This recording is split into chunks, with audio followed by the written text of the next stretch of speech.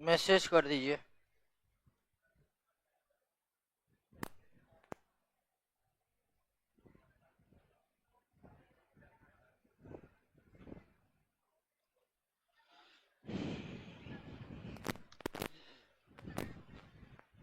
आइए दोस्तों शुरुआत करते हैं।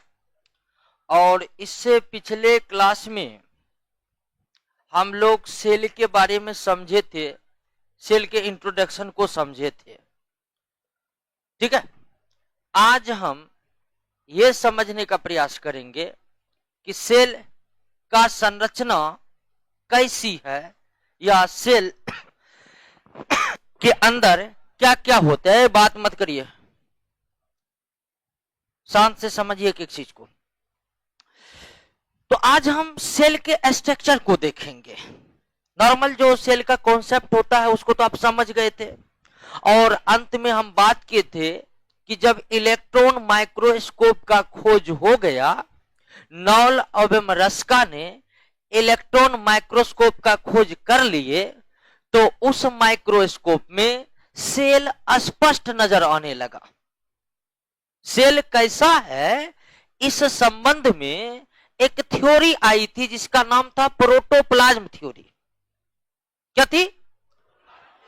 और वह प्रोटोप्लाज्म थ्योरी मैक्स सुल्ज नामक साइंटिस्ट के द्वारा दिया गया था।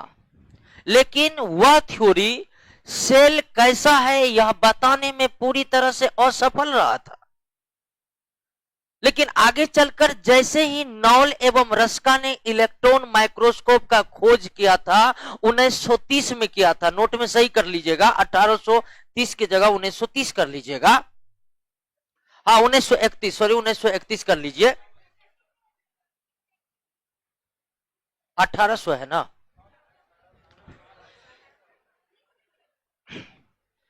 चलिए तो उसको सही कर लीजिएगा। तो जैसे ही नॉल एवं रस्का ने इलेक्ट्रॉन माइक्रोस्कोप का खोज किया, तो यह बताने की जरूरत ही अब नहीं रही किसी को कि सेल कैसा है। क्योंकि सेल जैसा है, आगे देखो न, रेखा है पीछे देख रहा है, गजब स्थिति कर रहा है। नौकरी करना है कि नहीं करना है? क्या देख रहा है पीछे? है आ रहा है, आगे देखो, बात एकदम नहीं करना है।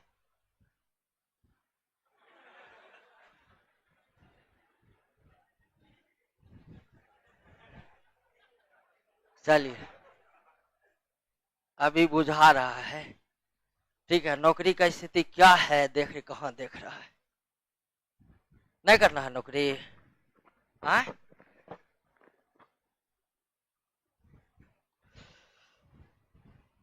चलिए हम भी देख लेते हैं कौन नौकरी करता है। ठीक है, हम यहीं रहेंगे कोचिंगे में। ठीक है, तो ध्यान दीजिए, सेल के स्ट्रक्चर को समझते हैं। तो नॉल एवं रस्का जो है, वह जैसे ही इलेक्ट्रॉन माइक्रोस्कोप का खोज किया तो पूरी तरह से अस्पष्ट दिखने लगा, बताने की जरूरत नहीं रही।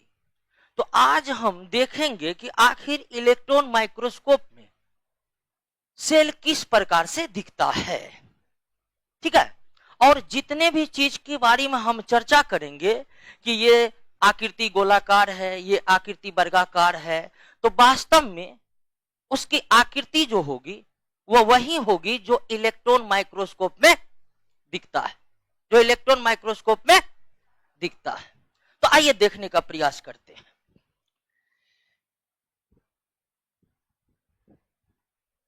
एक सेल के पूरी आकृति को हम दो भागों में बांट सकते हैं। एक सेल के पूरे आकृति को, यहां हम एक गोलाकार सेल की कल्पना कर रहे हैं, लेकिन सेल वर्गाकार भी होते हैं, सेल अनियमित आकार के भी होते हैं, सेल जो है किसी भी आकार का हो सकता है।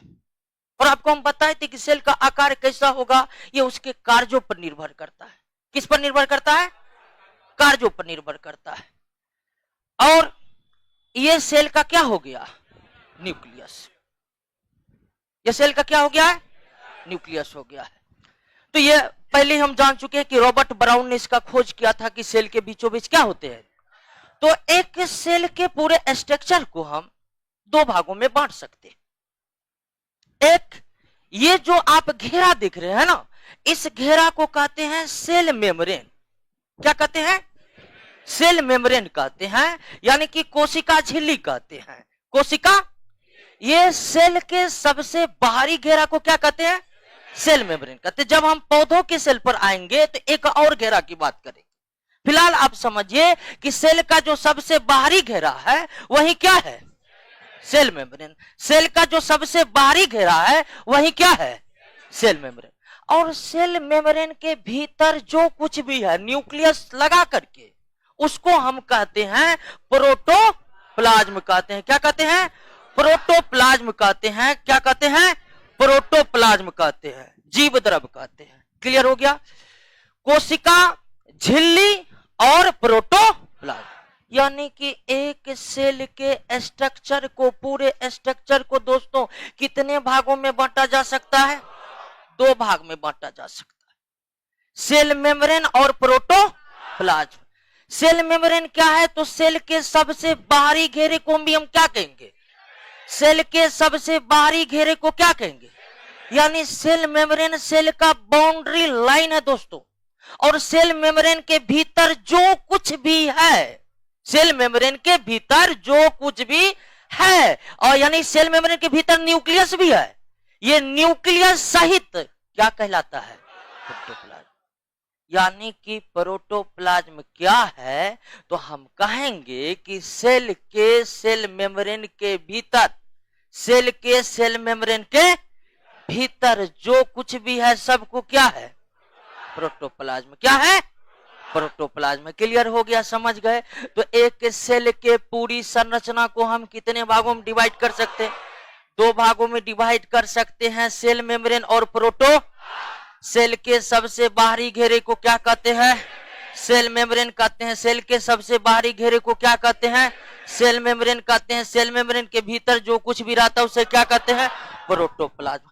अब जो प्रोटोप्लाज्म है दोस्तों, उसको पुनः हम 2 भागों में बांट सकते हैं। ठीक है? जो प्रोटोप्लाज्म है, प्रोटोप्लाज्म यानी कि जीव द्रव जो है, इसको पुनः हम 2 भागों में बांट सकते हैं। क्या? तो एक हो गया हमारा क्या? साइटोप्लाज्म, और दूसरा हो गया क्या? न्यूक्लियस। ठीक है?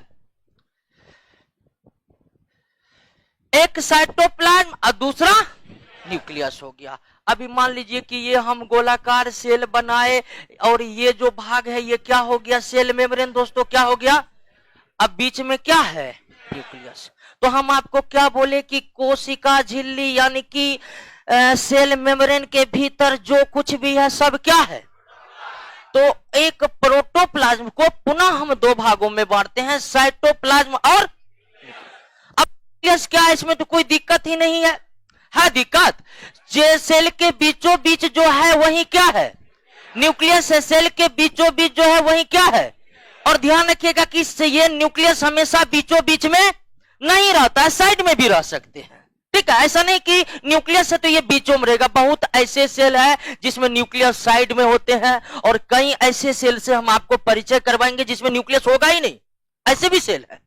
तो मामूली न्यूक्लियस बीच में ही होते हैं, लेकिन जरूरी नहीं कि सभी कोशिकाओं के न्यूक्लियस बीच में ही हो, साइड में भी हो सकता है। ठीक, अगल बगल भी हो सकता है, एक से ज्यादा भी न्यूक्लियस हो सकता है, और न्यूक्लियस नहीं भी हो सकता है दोस्तों। कहां नहीं होगा उस पर हम चर्चा इसी चैप्टर में करने वाले हैं। और साइटोप्लाज्म, अब साइटोप्लाज्म किसे कहते हैं? ये सेल मेम्ब्रेन और न्यूक्लियस, सेल मेम्ब्रेन और न्यूक्लियस के बीच में ये जितना चीज आप देख रहे हैं, ये जो जितना चीज आप देख रहे हैं, ये सारा का सारा क्या है? साइटोप्लाज्म। सारा का सारा क्या दोस्तों? यानी कि साइटोप्लाज्म में प्रोटोप्लाज्म का वह हिस्सा है, ध्यान दीजिएगा दोस्तों, साइटोप्लाज्म प्रोटोप्लाज्म का वह हिस्सा है जो सेल मेम्ब्रेन और न्यूक्लियस के बीच में है, जो सेल मेम्ब्रेन और न्यूक्लियस के बीच में है, जो सेल मेम्ब्रेन और न्यूक्लियस के बीच में है। क्लियर हो गया? तो प्रोटोप्लाज्म को हम कितने हिस्से में बांट सकते हैं? 2 हिस्सों में, साइटोप्लाज्म और न्यूक्लियस। और हमको लगता है कि अब दोनों में कोई दिक्कत नहीं होगा। क्या है साइटोप्लाज्म? ध्यान रखिएगा, साइटोप्लाज्म भी किसका हिस्सा है? न्यूक्लियस भी किसका हिस्सा है? प्रोटोप्लाज्म का। इस बात को आप समझ रहे हैं ना? न्यूक्लियस क्या है? तो सेल के बीच में जो गोलाकार संरचनाएं होती है उसे ही क्या कहते हैं? जिसका खोज रॉबर्ट ब्राउन ने 1831 में ही कर चुके हैं। और न्यूक्लियस और सेल मेम्ब्रेन के बीच जो कुछ भी है सब क्या है? क्लियर है? अब थोड़ा सा ये बात, क्या अब हम इसको बांटेंगे साइटोप्लाज्म को, ठीक है? अब साइटोप्लाज्म जो है दोस्तों, ठीक है, साइटोप्लाज्म जो है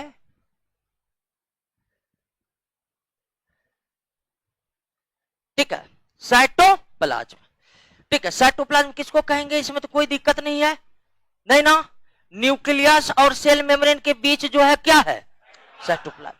अब ये जो साइटोप्लाज्म है इसमें कई तरह के स्ट्रक्चर रहते हैं जो इलेक्ट्रॉन माइक्रोस्कोप से स्पष्ट दिखाई पड़ते हैं दोस्तों। तो साइटोप्लाज्म है, इस साइटोप्लाज्म में कई क्या होते हैं? स्ट्रक्चर होते हैं, ढेर सारे स्ट्रक्चर होते हैं। और साइटोप्लाज्म में जो ढेर सारे स्ट्रक्चर होते हैं उस स्ट्रक्चर को दो भागों में बांटा गया है। कितने भागों में बांटा गया दोस्तों? दो भागों में बांटा गया है। बात को समझे कि नहीं समझे? कि सेल का जो साइटोप्लाज्म है, इस साइटोप्लाज्म में ढेर सारे स्ट्रक्चर रहते हैं। क्या रहते हैं? वो स्ट्रक्चर क्या करते हैं और कैसे होते हैं इस पर भी हम चर्चा। लेकिन आप समझिए कि इस साइटोप्लाज्म में ढेर सारे स्ट्रक्चर होते हैं, स्ट्रक्चर केवल इलेक्ट्रॉन माइक्रोस्कोप से ही दिखाई देते हैं। और वह स्ट्रक्चर कितने टाइप के? दो टाइप के होते हैं। एक है ऑर्गेनॉइड, एक क्या है? ऑर्गेनॉइड्स है, और दूसरा है मेटाप्लास्ट। दूसरा क्या है? मेटाप्लास्ट। एक है ऑर्गेनॉइड और दूसरा है। तो साइटोप्लाज्म में स्थित विभिन्न प्रकार की संरचनाएं कितने प्रकार के होते हैं? साइटोप्लाज्म में स्थित विभिन्न प्रकार की संरचनाएं कितने प्रकार के होते हैं? दो प्रकार के होते हैं, ऑर्गेनॉइड और मेटा। ऑर्गेनॉइड और मेटा। अब हमें यह समझना है कि क्या है ऑर्गेनॉइड और क्या है मेटाप्लास्ट। ऑर्गेनॉइड वे संरचनाएं हैं जिसमें वृद्धि करने का क्षमता होता है, जिसमें ग्रोथ करने का क्षमता होता है, वो क्या कहलाता है? जिसमें ग्रोथ करने की क्षमता नहीं होती वो क्या कहलाता है? यानी साइटोप्लाज्म में स्थित सजीव संरचनाएं क्या कहलाता है? क्योंकि दोस्तों जो सजीव होगा वही क्या होगा? ग्रोथ करेगा। जो सजीव होगा वही क्या करेगा? क्या निर्जीव ग्रोथ कर सकते हैं? बताइए, कर सकते हैं? नहीं कर सकते हैं। तो ऐसी संरचनाएं कोशिका द्रव के जो वृद्धि कर सकता है या जो सजीव है उसे क्या कहते हैं? ऑर्गेनॉइड्स कहते हैं। उसे क्या कहते हैं? ऑर्गेनॉइड्स कहते हैं। जो निर्जीव संरचनाएं हैं, क्या है? निर्जीव संरचना, उसे क्या कहते हैं? मेटाप्लास्ट कहते हैं। जो निर्जीव संरचना उसे क्या कहते हैं? जिनको नौकरी करना है ध्यान बना के रखिए, भागने होना चाहिए, ठीक है? बैठने वाले को बैठने दीजिए आराम से, और जो बैठे हुए हैं यहां ध्यान दीजिए ना। जो भी क्लास में आया देख रहे हैं, नया आदमी है कोई, डीएमएसपी आया है, देखिएगा उसको। चलिए आइए, क्लियर हो गया दोस्तों? हमको लगता है कि साइटोप्लाज्म की संरचनाएं को आप समझ गए होंगे। कोई दिक्कत है इसमें? नहीं ना? तो साइटोप्लाज्म में कितने तरह के स्ट्रक्चर? ऑर्गेनॉइड और प्लास्ट। जीवित संरचनाएं को क्या कहते हैं? निर्जीव संरचनाएं क्या कहते हैं? जीवित संरचनाएं को, निर्जीव संरचनाएं को। कोई दिक्कत नहीं। अब आप नोट में देखिए कौन ऑर्गेनॉइड है, कौन मेटाप्लास्ट है। कौन ऑर्गेनॉइड है, कौन मेटाप्लास्ट है। चलिए, तो बंटवारा सेल के स्ट्रक्चर को समझे। एक बार आप पुनः ध्यान दीजिए, एक बार पुनः, अगर समझ गए हैं तो एक बार पुनः ध्यान दीजिए। पूरे सेल को हम दो भागों में बांट सकते हैं। पूरे सेल को हम कितने भागों में? दो भागों में। एक हमारा प्रोटोप्लाज्म है और दूसरा हमारा सेल मेम्ब्रेन है। दूसरा क्या है? सेल मेम्ब्रेन है। ठीक है, ये हो गया आपको क्या, मान लीजिए सेल है और बीच में न्यूक्लियस है, तो ये बाहरी बाउंड्री ही क्या है? सेल मेम्ब्रेन के भीतर जो कुछ भी है, हम पुनः प्रोटोप्लाज्म को कितने भागों में बांट सकते हैं? 2 भागों में बांट सकते हैं। और एक हो गया हमारा क्या? न्यूक्लियस, और दूसरा क्या हो गया दोस्तों? एक न्यूक्लियस और दूसरा साइटोप्लाज्म। कोई दिक्कत है? सेल मेम्ब्रेन को हम किसी भी भाग में नहीं बांटेंगे, सेल मेम्ब्रेन तक ही रह गया। प्रोटोप्लाज्म पुनः कितने भागों में बटा? न्यूक्लियस और साइटो। न्यूक्लियस का गोला, न्यूक्लियस क्या है आपका? बीच का गोलाकार पिंड है, और सेल मेम्ब्रेन और न्यूक्लियस के बीच जो कुछ भी है उसे क्या कहते हैं? उसे क्या कहते हैं? अब हम क्या बोले कि जब इलेक्ट्रॉन माइक्रोस्कोप लेकर के हम साइटोप्लाज्म को अगर देखेंगे तो साइटोप्लाज्म में ढेर सारे रचनाएं दिखाई पड़ती है। उन रचनाओं को कितने भागों में बांटते हैं? 2 भागों में बांटते हैं, ऑर्गेनॉइड और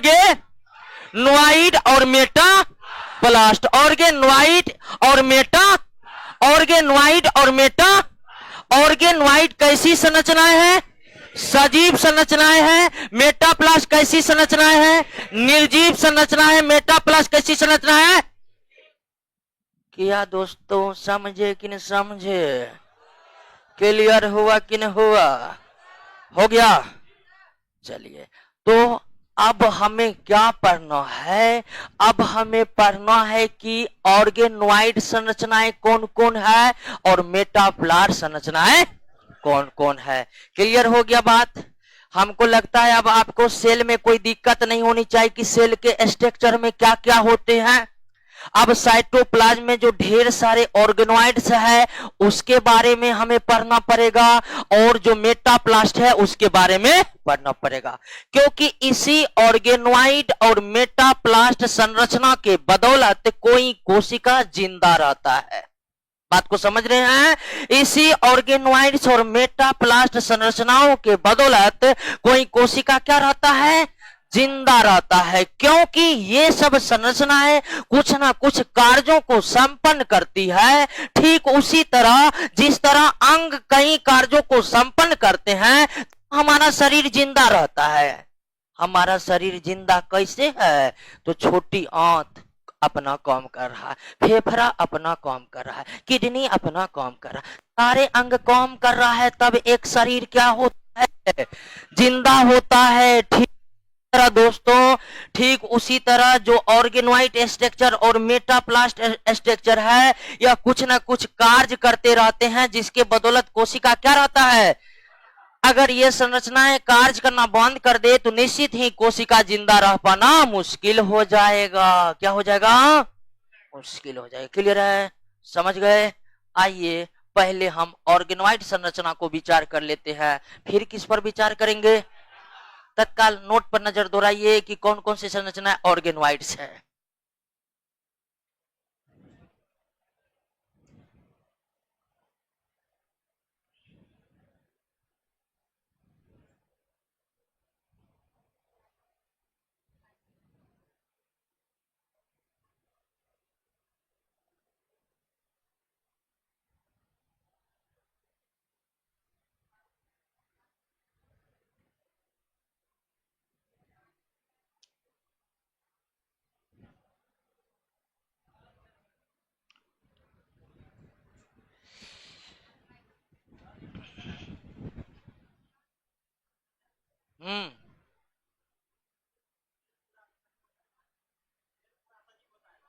पूरा शरीर सेल से ही बना हुआ है। मेटाप्लास्ट नहीं बोले, मेटाप्लास्ट सेल के अंदर की वो संरचनाएं हैं जो वृद्धि नहीं कर सकता है, निर्जीव संरचना है। जैसे हमारा शरीर सजीव है, शरीर के अंदर जल है कि नहीं? जल क्या है? निर्जीव है। ठीक उसी तरह कोशिका के अंदर भी ढेर सारे निर्जीव संरचनाएं हैं। ठीक है? आपके शरीर में कार्बोहाइड्रेट है कि नहीं? वसा है कि नहीं? वो सब क्या है? आप क्या है? बस वही टाइप है। बात को समझे कि नहीं समझे? आइए अब स्ट्रक्चर पर आते हैं दोस्तों। पहला चीज जो समझना है वो किसको समझना है? सेल मेम्ब्रेन को समझना है। सेल मेम्ब्रेन हिंदी में कहते हैं कोशिका झिल्ली या प्लाज्मा झिल्ली भी कह सकते हैं आप इसको, ठीक है। कई राइटर सेल मेम्ब्रेन को प्लाज्मा मेम्ब्रेन भी लिखते हैं। तो ये सेल मेम्ब्रेन क्या है? तो ये हम पहले ही जान चुके हैं कि किसी भी कोशिका का जो सबसे बाहरी घेरा होता है उसे ही क्या कहते हैं? सेल। यानी सेल मेम्ब्रेन क्या है? तो ये कोशिकाओं का सबसे बाहरी घेरा है। क्या है दोस्तों? बाहरी घेरा है। और उसके बाद समझिए कि ये सेल मेम्ब्रेन जो है बहुत ही पतली, लचीली और जीवित संरचनाएं हैं। बहुत ही पतली, लचीली और जीवित संरचनाएं हैं। और जीवित संरचनाएं कहने का मतलब क्या हुआ दोस्तों? कि मान लीजिए गया है फट, तो ये फट जाएगा तो फिर बन जाएगा। इसी को कहते हैं क्या? जीवित संरचना है। यानी जो संरचनाएं सजीव होती है ना, वो टूट फूट जाने पर अपना मरम्मत स्वयं कर सकती है। जैसे कि ऑर्गेनोइड, इसके विपरीत जो मेटाप्लास्ट संरचनाएं हैं वो टूट फूट जाएगा तो अपना जो भरपाई है स्वयं नहीं कर पाएगा। तो क्या कर पाएगा? कुछ नहीं कर पाएगा, जैसे वैसे रहेगा, ठीक है।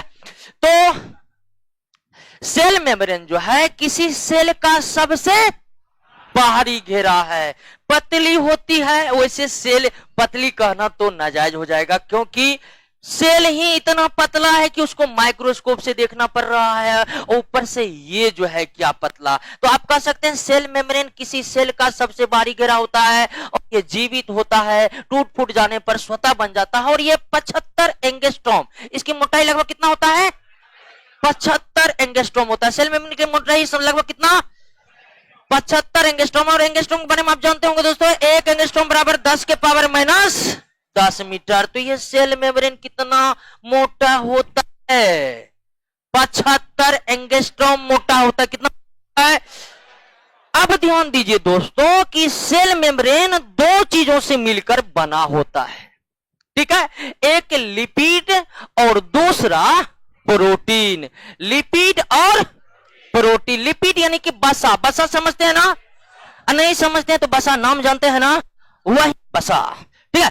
तो लिपिड और प्रोटीन से मिलकर बना होता है। लिपिड और प्रोटीन को अगर एक साथ बोलना है तो आप क्या बोल सकते हैं? इसको लिपो प्रोटीन बोल सकते हैं। अगर एक साथ बोलना है तो क्या बोल दीजिए?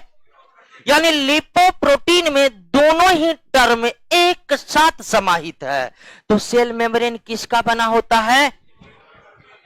तो सेल मेम्ब्रेन किसी सेल का सबसे बाहरी घेरा होता है।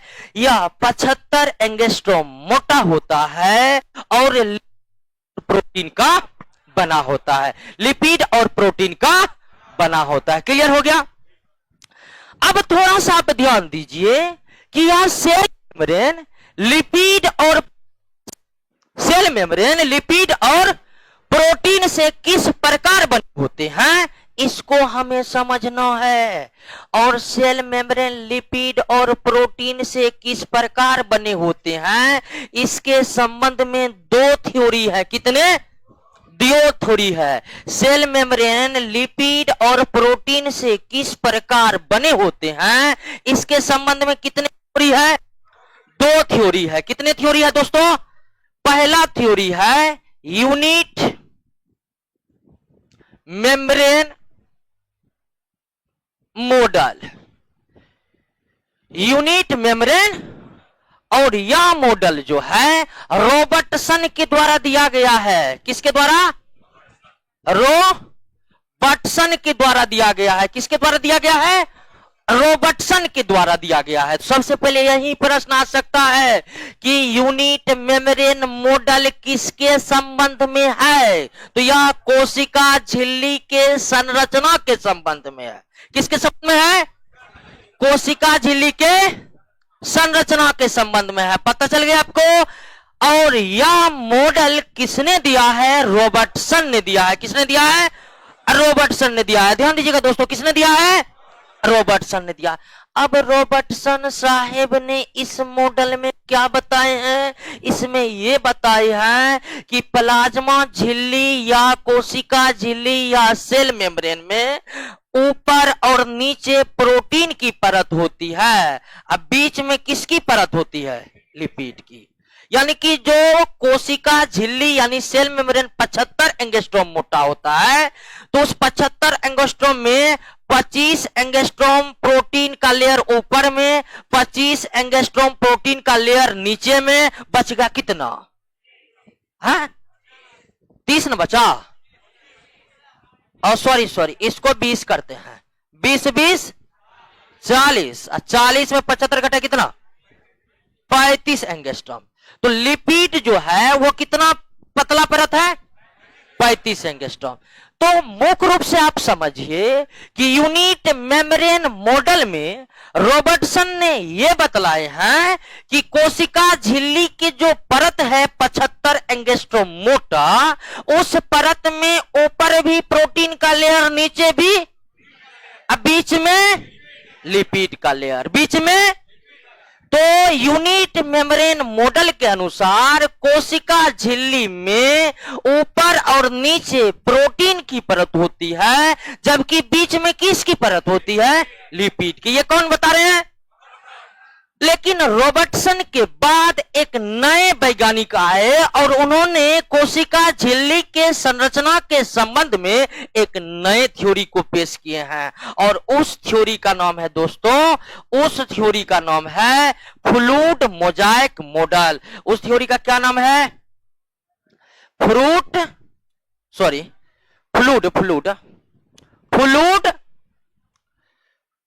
Mosaic model. कौन model? Fluid mosaic model. Fluid यानी तरल, मोजाइक मतलब मोजाइक, मॉडल यानी कि तरल मोजाइक मॉडल। और यह मॉडल जो है यह सिंगर, ठीक है, और निकोलसन ने दिया है। किसने दिया है? सिंगर और निकोलसन नामक साइंटिस्ट दिया है। फ्लूइड मोजाइक मॉडल किसने पेश किया है? सिंगर और निकोलसन। ध्यान दीजिएगा, आपसे पूछेगा कि यूनिट मेम्ब्रेन मॉडल किसने दिया है? रॉबर्टसन। यूनिट मेम्ब्रेन मॉडल के अनुसार सेल मेम्ब्रेन में 3 परत में ऊपर नीचे प्रोटीन का परत, बीच में लिपिड का परत। लेकिन ये जो फ्लूइड मोजाइक मॉडल है, कोशिका झिल्ली का संरचना बताने वाला, ये रॉबर्टसन के यूनिट मेम्ब्रेन मॉडल का ठीक उल्टा है।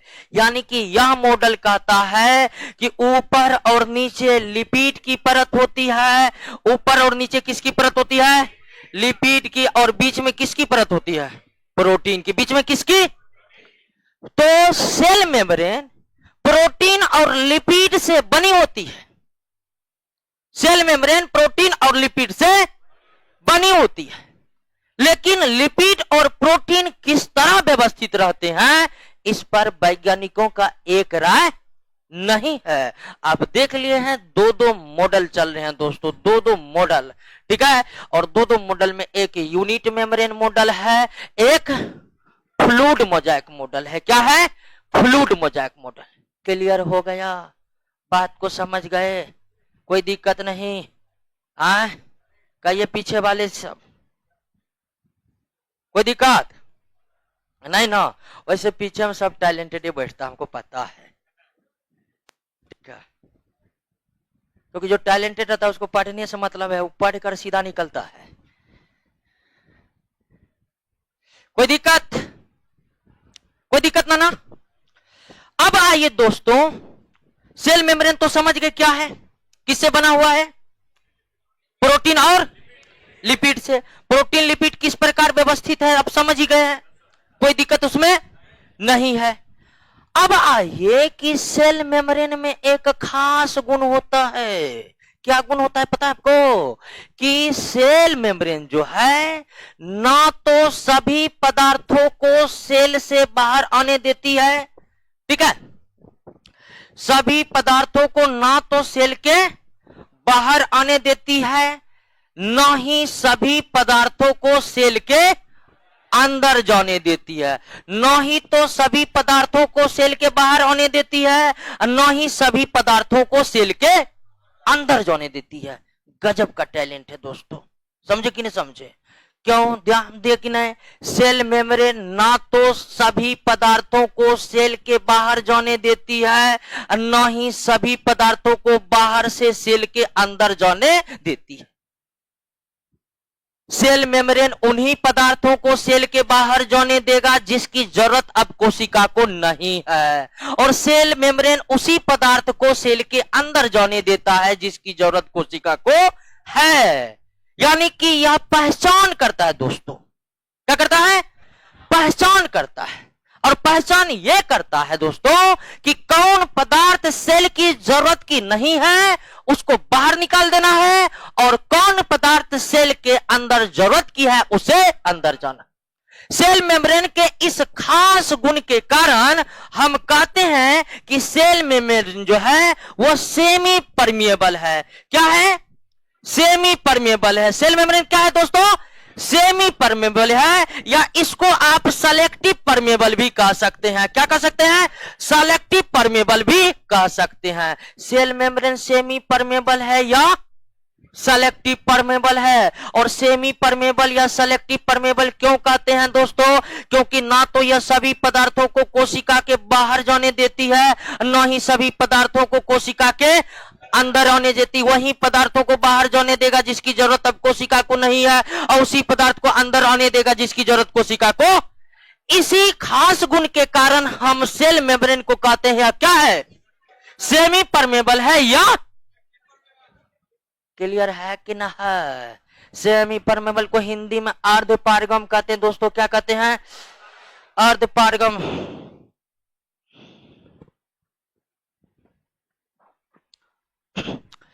ठीक है, तो कभी कभी जो है यह भूमिका निभाता है कि कौन पदार्थ, कभी कभी ने हमेशा सेल मेम्ब्रेन की यह भूमिका रहती है कि कौन अंदर जाएगा और कौन बाहर आएगा। क्लियर है दोस्तों? समझ गए कि समझ गए? हमको लगता है सेल मेम्ब्रेन के बारे में सारा कॉन्सेप्ट क्लियर हो गया होगा। ठीक है, सारा कॉन्सेप्ट क्लियर हुआ होगा। ध्यान दीजिए, सबसे पहले को क्या याद रखना है कि सेल मेम्ब्रेन सेल का सबसे बाहरी घेरा है। सेल का सबसे बाहरी घेरा है। यह बहुत ही लचीली, पतली और जीवित झिल्ली होती है, अर्थात टूट फूट जाने पर इसका निर्माण स्वयं हो जाता है। यह सेल मेम्ब्रेन कितना एंगस्ट्रॉम मोटा होता है? 75 एंगस्ट्रॉम मोटा होता है। कितना? यह सेल मेम्ब्रेन किससे बना होता है? लिपिड और, अब लिपिड और प्रोटीन से सेल मेम्ब्रेन किस प्रकार व्यवस्थित होते हैं, इसके संबंध में कितना मॉडल? 2 मॉडल है, यूनिट मेम्ब्रेन मॉडल और fluid mosaic model. Unit membrane model यह बतलाता है कि 2 परत प्रोटीन के बीच में एक परत लिपिड का होता है, जबकि फ्लूइड मोजाइक मॉडल ठीक उसका उल्टा है, यह कहता है कि 2 परत लिपिड के बीच एक परत। कोशिका झिल्ली यानी कि सेल मेम्ब्रेन में यह खास गुण है कि यह सभी पदार्थों को बाहर आने नहीं देती है, न ही सभी पदार्थों को सेल के भीतर जाने, या उन्हीं पदार्थों को भीतर जाने देगा जिसकी जरूरत है, और उन्हीं पदार्थों को बाहर निकलने देगा जिसकी जरूरत। इस खास गुण होने के कारण हम कहते हैं कि सेल मेम्ब्रेन क्या है? सेमी परमेबल है या सेलेक्टिव परमेबल।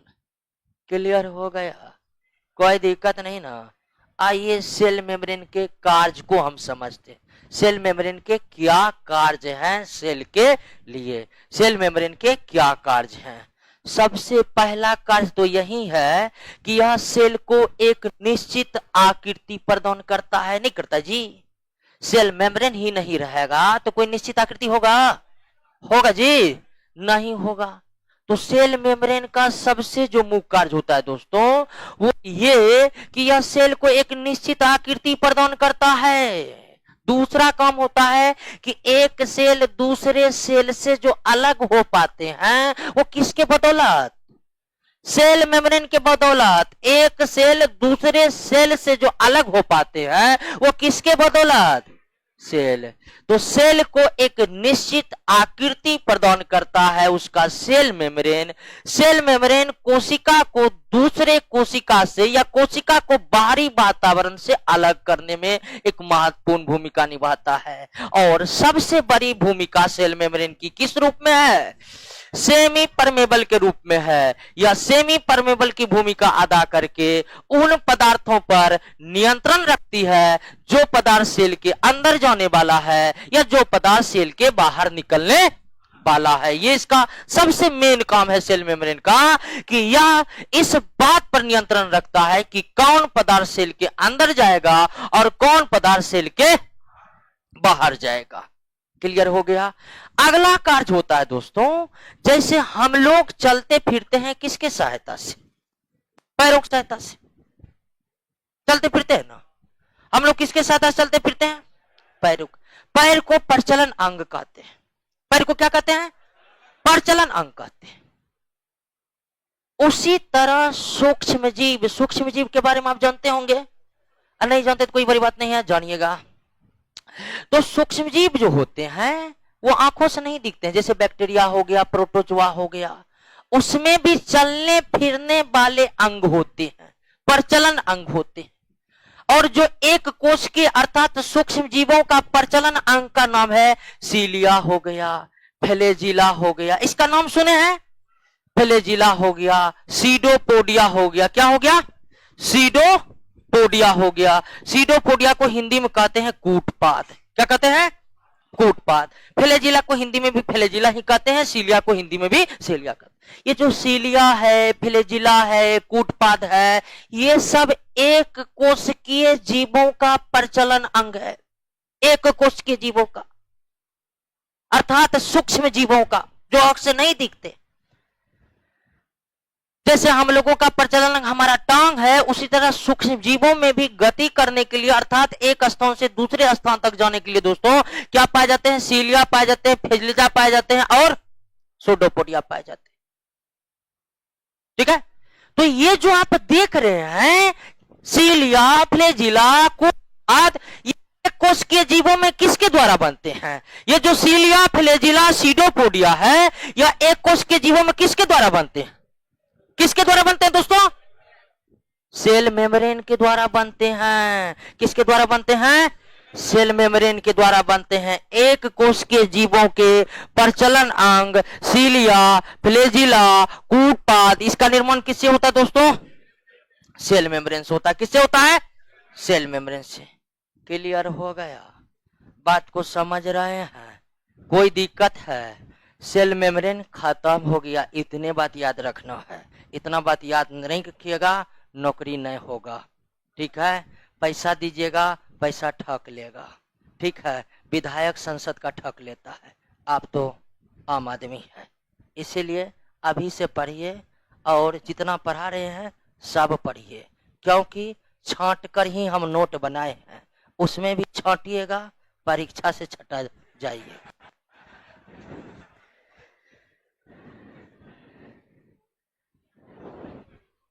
क्लियर है? सेल मेम्ब्रेन में कोई दिक्कत नहीं ना? कोई दिक्कत नहीं ना? कोई दिक्कत? सेल मेम्ब्रेन किससे बना है? Cell membrane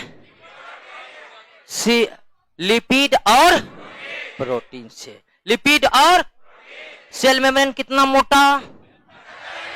75 metre. सीलिया, फ्लैजिला का निर्माण किसके द्वारा? सेल मेम्ब्रेन के द्वारा। सेल मेम्ब्रेन के संबंध में दो मॉडल है, एक यूनिट मेम्ब्रेन मॉडल और दूसरा और फ्लूइड मोजाइक मॉडल। ऑनलाइन वाले दोनों ही मॉडल को नोट कर लीजिएगा। ठीक है? हिंदी में लिख रहे हैं। अरे दोस्तों, हिंदी इंग्लिश में नाम एक ही जैसे है।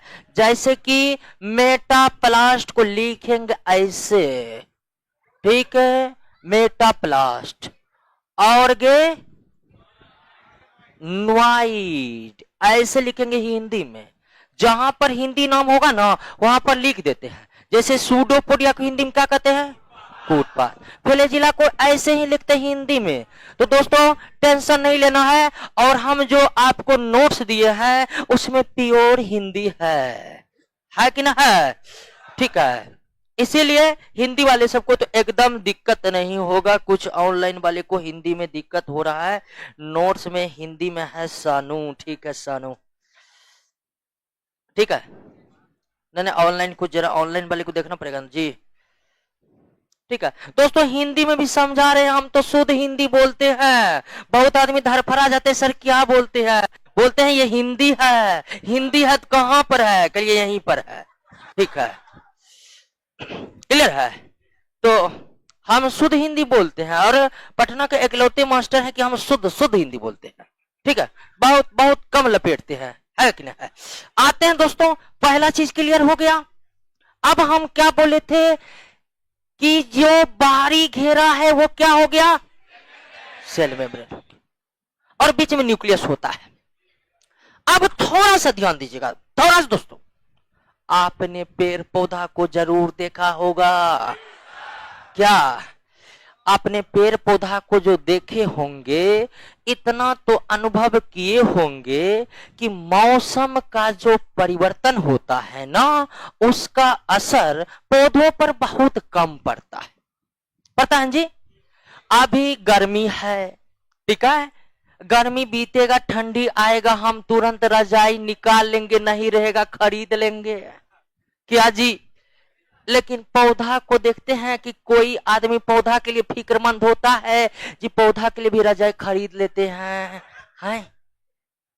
फिर उसी तरह जैसे सर्दी से भी गर्मी आ गया, हम लोग पंखा में रह रहे हैं, एसी चला रहे हैं, पौधों को कोई है दिक्कत नहीं है। लेकिन बहुत ज्यादा गर्मी आएगा तो उसमें पौधा भी झुलस जाते हैं, बहुत ज्यादा ठंडी होती है तो उसमें पौधा भी मर जाते हैं। लेकिन एक बात का तो अंदाजा आपको होगा ही दोस्तों, कि मौसमी परिवर्तन का जो प्रभाव जीव जंतुओं पर पड़ता है, उतना प्रभाव पेड़ पौधे पर नहीं पड़ते। इसमें कोई दो राय है नहीं है। राज क्या है इसका? ठीक है, आखिर ऐसा क्यों होते हैं दोस्तों? इसका भी राज कोशिका में ही छिपा हुआ है। जो पौधे के कोशिका है वो हम लोगों के अर्थात जंतुओं के कोशिका के तुलना में कुछ ज्यादा ही मजबूत है कि ना है? वैसे भी मजबूती का अंदाजा आप इसी बात से लगा लीजिएगा, पौधे पर आप चढ़ जाते हैं, 10-10 आदमी चढ़ जाता है। हाँ जी, एक आदमी के कान्हा पर 4 आदमी चढ़ जाएगा, फसक जाएगा, है कि ना है? तो इतना तो अंदाजा होगा ही होगा कि पौधे की मजबूती निश्चित ही जंतुओं के शरीर के मजबूती से कई गुना ज्यादा होती। तो आखिर क्या कारण है कि पौधों पर मौसमी परिवर्तन का मार भी बहुत कम पड़ता है, और क्या कारण है कि पौधे की मजबूती जंतुओं के शरीर में कुछ ज्यादा ही होती है? इसका कारण है पौधे का कोशिका। पौधे का कोशिका का जो है, पौधे के कोशिका में सेल मेम्ब्रेन का तो लेयर होता ही होता है, उसके ऊपर में भी एक लेयर होता है दोस्तों, उसके ऊपर में भी एक लेयर होता है। यानी कि हम लोगों के कोशिका को सिंगल बॉडी गार्ड, पौधे के कोशिका को डबल बॉडी गार्ड, है कि ना है? यानी कि पौधे के जो कोशिका होते हैं दोस्तों, उसमें कोशिका झिल्ली के ऊपर भी एक झिल्ली होती है, और इस झिल्ली का नाम क्या है? सेल वॉल है। क्या है? कोशिका झिल्ली के ऊपर जो एक झिल्ली है उसे सेल वॉल यानी कोशिका भित्ति कहते हैं। लेकिन दोस्तों ध्यान दीजिएगा, कोशिका भित्ति न तो कोशिका झिल्ली के समान अर्धपारगम होता है, न ही यह जीवित होता है। अर्थात आपको हम बताए थे कि कोशिका टूट फूट जाता है तो अपना मरम्मत स्वयं कर लेता, वो क्षमता सेल वॉल में नहीं है। यानी कि सेल वॉल और सेल मेम्ब्रेन की प्रकृति मिलती नहीं है, बिल्कुल क्या है? अलग अलग है। यानी कि सेल ब्रेन यानी कोशिका झिल्ली अर्ध पारगम होता है, लेकिन कोशिका भित्ति यानी सेल वॉल अर्ध पारगम। तो फिर कैसा होता है? तो पारगम ही होता है, परमेबल होता है। सेल वॉल क्या होता है दोस्तों? परमेबल होता है। सेल वॉल क्या होता है? परमेबल होता है, मतलब हर कुछ इससे होकर जा सकता, हर कुछ निकाल सकता है, कोई रोक टोक नहीं है। जिसको जाना है जाते जाओ, जिसको निकलना है निकलते जाओ। हम क्या करेंगे? कुछ नहीं करेंगे, देखबो नहीं करेंगे। यही कम है किसका? Cell wall. तो सेल वॉल पारगम होता है, हर चीज इससे होकर जा सकता है, हर चीज इससे निकल सकता है। क्लियर हो गया? बात को समझ गए? अब कहिएगा कि ये सेल वॉल बना किससे है? तो दोस्तों ये सेलुलोज से बना होता है। किससे? सेलुलोज से। सेल वॉल किससे बने होते हैं? सेलुलोज से। सेलुलोज एक प्रकार का कार्बोहाइड्रेट है, कार्बोहाइड्रेट है और कॉम्प्लेक्स कार्बोहाइड्रेट है। क्या है?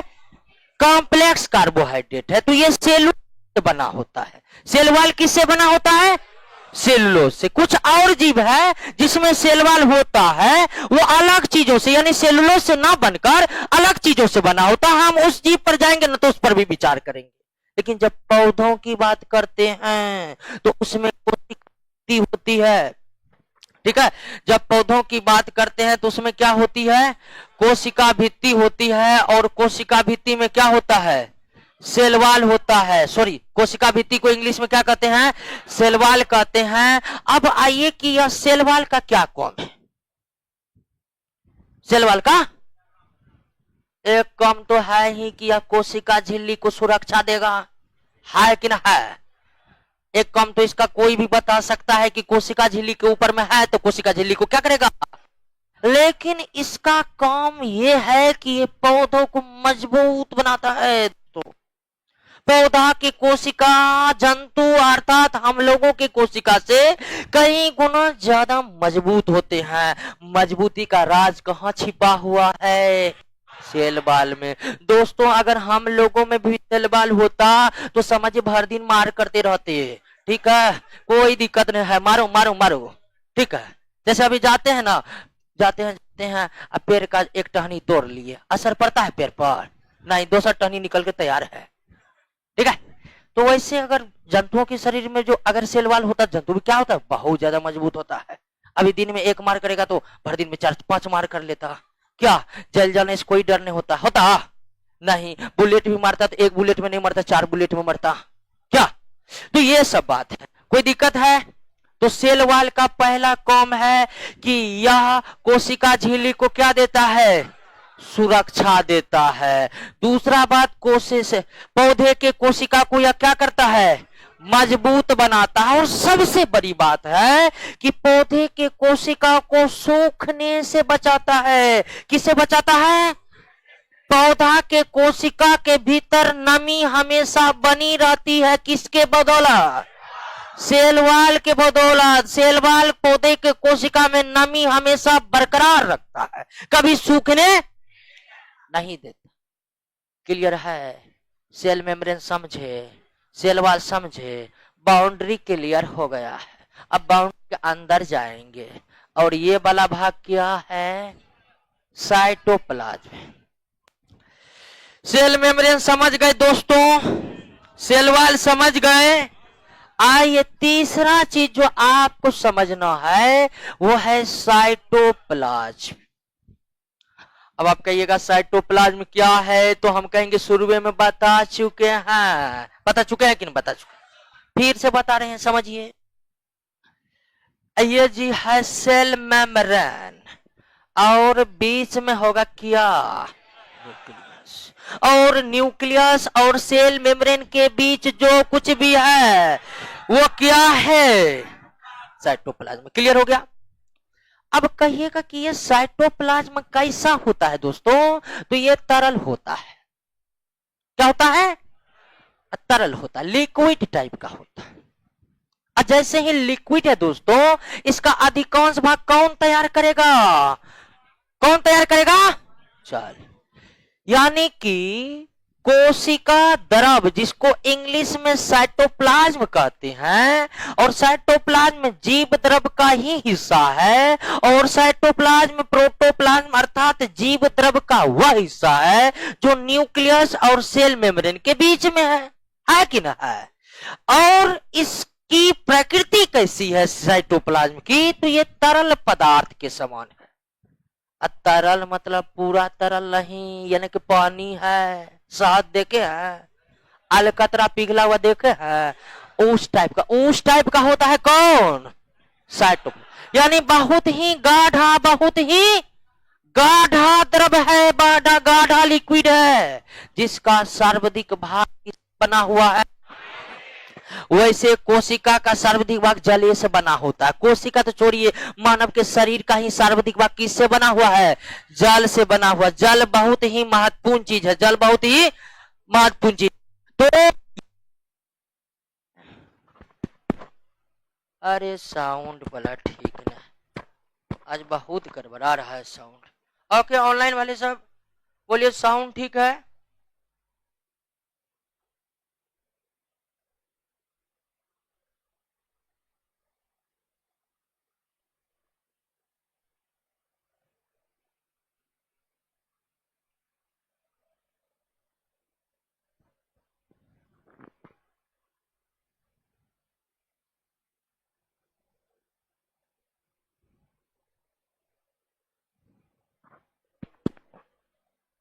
ओके दोस्तों, आवाज आ रही है, आवाज आ रही है ना। अरे कोई है वहां पे, अरे जाके बोलो साउंड को ठीक कराएगा, ठीक है। आइए दोस्तों, अब किसको समझते हैं, साइटोप्लाज्म को, ठीक है। तो साइटोप्लाज्म का अधिकांश भाग किससे तैयार होता है, पानी से तैयार होता है।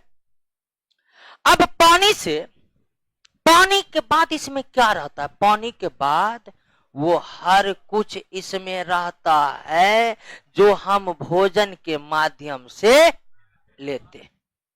पानी के बाद क्या रहता है, 30 से अधिक प्रकार के तत्व रहते हैं इस साइटोप्लाज्म में। लेकिन समझिए कि हर वो चीज रहता है इस साइटोप्लाज्म में पानी के बाद जो हम भोजन के माध्यम से ग्रहण करते। कार्बोहाइड्रेट ग्रहण करते हैं, प्रोटीन, जल तो है ही, जल तो बोल ही दिया है, ठीक है। कोई भी अगर कोई गड़बड़ चीज है वो भी मौजूद रहता है कहां पर, साइटोप्लाज्म। गड़बड़ चीज भी अगर लीजिएगा, जैसे कोई गुटखा खाता है, निकोटीन कहां पर जाकर लश्कल रहेगा, साइटोप्लाज्म। क्लियर हो गया, समझ गए। तो साइटोप्लाज्म प्रोटोप्लाज्म का हिस्सा है, वह हिस्सा है जो न्यूक्लियस और सेल मेम्ब्रेन के बीच में रहता है, जो न्यूक्लियस और सेल मेम्ब्रेन के बीच में रहता है। क्लियर हो गया। अब ध्यान दीजिए दोस्तों कि हम बताए थे कि साइटोप्लाज्म के अंदर ढेर सारे स्ट्रक्चर, साइटोप्लाज्म के भीतर, और उन स्ट्रक्चर को कितने भागों में बांटे थे, ऑर्गेनॉइड और मेटाप्लास्ट। बात को समझ रहे हैं कि नहीं समझ रहे, कोई दिक्कत नहीं ना है। अब उस संरचनाओं के बारे में पढ़ेंगे। किसके बारे में पढ़ेंगे दोस्तों, संरचनाओं के बारे में पढ़ेंगे। क्लियर हो गया। पहला संरचना पर आइए, और जितने भी संरचना पढ़ेंगे वो कहां पर होगा, साइटोप्लाज्म होगा। जितना भी संरचना पढ़ेंगे किसमें होगा, साइटोप्लाज्म होगा। और संरचना दो प्रकार के होते हैं, पहले क्लियर कर दिया है, मेटाप्लास्ट और ऑर्गेनॉइड। क्लियर हो गया, कोई दिक्कत नहीं है। अब ध्यान दीजिए दोस्तों कि हम पहले समझते हैं एक एक करके उन संरचनाओं को। और पहला नाम है इंडोप्लाज्मिक रेटिकुलम। इंडोप्लाज्मिक शॉर्ट में इसे क्या कहते हैं, ईआर कहते हैं। हिंदी में अंतःप्रद्रवी जालिका। कोई दिक्कत है। आइए इंडोप्लाज्मिक रेटिकुलम को हम समझ लेते हैं। इंडोप्लाज्मिक रेटिकुलम जो है यह साइटोप्लाज्मी होता है। इसकी संरचना जब हम इलेक्ट्रॉन माइक्रोस्कोप को लेकर इलेक्ट्रॉन माइक्रोस्कोप को लेकर अगर इंडोप्लाज्मिक रेटिकुलम को देखेंगे तो दोस्तों ये कैसे दिखाई पड़ता जानते हैं? महीन जाल के समान दिखाई पड़ता है। किसके समान दिखाई पड़ता है? महीन जाल के समान संरचनाएं दिखाई पड़ते हैं, और वो भी जाल उलझी हुई जाल के समान। तो इंडोप्लाज्मिक रेटिकुलम की आकृति महीन जाल और ये जो है नली आकार की जाल है। कैसी जाल है? नली आकार की जाल है। तो इंडोप्लाज्मिक रेटिकुलम की संरचना इलेक्ट्रॉन माइक्रोस्कोप से देखने पर यह नलियों का घना जाल के समान दिखाई पड़ती है। कैसे दिखाई पड़ती है दोस्तों? नलियों के समान घना जाल के समान दिखाई पड़ती है। नलियों के समान घना जाल के समान दिखाई पड़ती है। नलियों के समान घना जाल के समान दिखाई पड़ती है, और वैसे नहीं इलेक्ट्रॉन माइक्रोस्कोप में दिखाई पड़ती है। क्लियर है? अब देखिए कि कभी कभी यह नलियों के समान जो घना जाल है कभी कभी इतना बड़ा रहता है कि इसका एक सिरा न्यूक्लियस से तो दूसरा सिरा कोशिका झिल्ली से जुड़ा रहता है। कभी कभी यह इंडोप्लाज्मिक रेटिकुलम की जो जाल जैसी संरचनाएं हैं यह इतनी बड़ी होती है कि इसका एक सिरा सेल के न्यूक्लियस से तो दूसरा सिरा सेल के सेल मेम्ब्रेन से जुड़ा रहता है। इतनी बड़ी होती है। उसके बाद यह कहां रहती है? पूरे कोशिका द्रव में, यानी कि कोशिका द्रव के किसी एक साइड में नहीं रहती, पूरे कोशिका द्रव में बिखरी पड़ी रहती है, पूरे कोशिका द्रव में। तो इंडोप्लाज्मिक रेटिकुलम का संरचना कैसा है ये बात को समझे। महीन नलियों का बना जाल, महीन नलियों का बना जाल के समान दिखता है। खुली आंख से दिखेगा कि माइक्रोस्कोप से? सिंपल की इलेक्ट्रॉन से? इलेक्ट्रॉन से। Very good. अब दोस्तों साइटोप्लाज्म में जितने भी इंडोप्लाज्मिक रेटिकुलम रहते हैं, ध्यान दीजिएगा, साइटोप्लाज्म में जितने भी इंडोप्लाज्मिक रेटिकुलम रहते हैं सभी एक जैसे नहीं होते हैं। सभी एक जैसे नहीं होते हैं। कैसे होते हैं दोस्तों?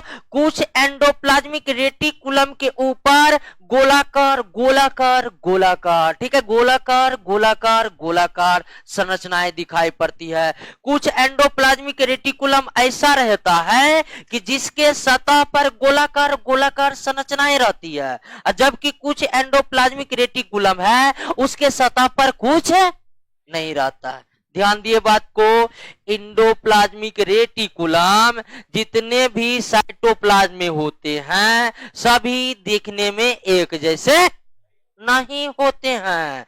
कुछ इंडोप्लाज्मिक रेटिकुलम ऐसे होते हैं सेल के अंदर जिस पर गोलाकार गोलाकार संरचनाएं रहती है, और कुछ पर बिल्कुल बिल्कुल कुछ भी नहीं रहता, बिल्कुल कुछ भी नहीं रहता। क्लियर बात? समझ गए? कोई दिक्कत है? अब ध्यान दीजिए दोस्तों, जिस पर गोलाकार गोलाकार संरचनाएं रहती है उसे रफ ईआर कहते हैं। उसे क्या कहते हैं? रफ ईआर कहते हैं। जिस पर कोई गोलाकार संरचना नहीं रहती उसे क्या कहते हैं? स्मूथ ईआर कहते हैं। क्या कहते हैं? यानी कि ईआर कितने प्रकार के दोस्तों? दो प्रकार के ईआर। कितने प्रकार के? दो प्रकार के, रफ ईआर और रफ ईआर उसको कहते हैं जिसके सतह पर गोलाकार गोलाकार गोलाकार संरचनाएं पाई जाती है, और स्मूथ ईआर वो है जिस पर कोई संरचनाएं। अब आप जरा सा ध्यान दीजिए कि रफ जिसके कारण हुआ है रफ, उस संरचना का नाम है राइबोसोम। ये इंडोप्लाज्मिक रेटिकुलम के सतह पर जो गोलाकार गोलाकार गोलाकार संरचनाएं आप देख रहे हैं, ये संरचनाओं का नाम है राइबोसोम। अर्थात रफ इंडोप्लाज्मिक रेटिकुलम राइबोसोम की उपस्थिति के कारण ही क्या हो गया है? रफ हो गया है। और अगर स्मूथ इंडोप्लाज्मिक रेटिकुलम स्मूथ है तो किसके अभाव में स्मूथ है? राइबोसोम। क्लियर है ना? और यह एंडोप्लाज्मिक रेटिकुलम भी लिपिड और प्रोटीन का बना होता है। या आप सीधे कह सकते हैं कि कोशिकाओं की और कोशिकाओं के संरचनाओं की अधिकांश निर्माण लिपिड और प्रोटीन से ही होता है। ये जो इंडोप्लाज्मिक रेटिकुलम देख रहे हैं दोनों लिपिड और प्रोटीन अर्थात लिपोप्रोटीन से ही बनी होती है। क्लियर हो गया? समझ गए? कोशिका द्रव के अंदर महीन पतली नलियों का जाल क्या कहलाता है? ईआर कितने प्रकार के? राइबोसोम वाला ईआर क्या कहलाता है? रॉप कहलाता है। अब दोस्तों ध्यान दीजिए, इस इंडोप्लाज्मिक रेटिकुलम की काम ठीक उसी तरह है कोशिका के लिए जिस तरह मानव के शरीर के लिए मानव की हड्डियों की भूमिका है। आप कल्पना कीजिए कि आपके शरीर में एक भी हड्डी नहीं हो। अरे पहले कल्पना कीजिए कर मर जाएंगे, ठीक है? डरपोक आदमी सबसे पहले मरिए जाता है। ध्यान दीजिए, अगर आप कल्पना कीजिए कि आपके शरीर में एक भी हड्डी ना हो, कैसा दिखेंगे? एक भी हड्डी नहीं रहेगा, आपके शरीर का कोई संरचना ही नहीं रहेगा, ठीक है? बस वाला सब बोरा में भर भर के रखेगा, 10 आदमी कहां है? डिक्की में है, ठीक है? क्योंकि हड्डी नहीं है और दाब दाब के भरेगा। यानी हड्डियों के अभाव में शरीर की कोई संरचना ही नहीं होगी। ठीक उसी तरह कोशिका का जो ये इंडोप्लाज्मिक रेटिकुलम है, निकाल देंगे ना, कोशिका पच जाती, एकदम पचक जाएगा जी, ऐसे हो जाएगा, ऐसे हो जाएगा, ठीक है? उसके बाद इसको दाब देंगे, पचक जाएगा। क्लियर रहेगा? पचकना समझते हैं ना? हाँ, यानी कि इंडोप्लाज्मिक रेटिकुलम की भूमिका कोशिका के लिए उतना ही महत्वपूर्ण है जितना हम लोगों के शरीर के लिए हड्डी का भूमिका है। और यही कारण है कि इंडोप्लाज्मिक रेटिकुलम को कोशिका का स्केलेटल सिस्टम कहते हैं। क्या कहते हैं? स्केलेटन सिस्टम कहते हैं, यानी कि कंकाल तंत्र कहते हैं। कोशिका का कंकाल तंत्र किसे कहा जाता है? इंडोप्लाज्मिक रेटिकुलम का। क्यों कहा जाता है, इस बात को आप समझे कि नहीं समझे?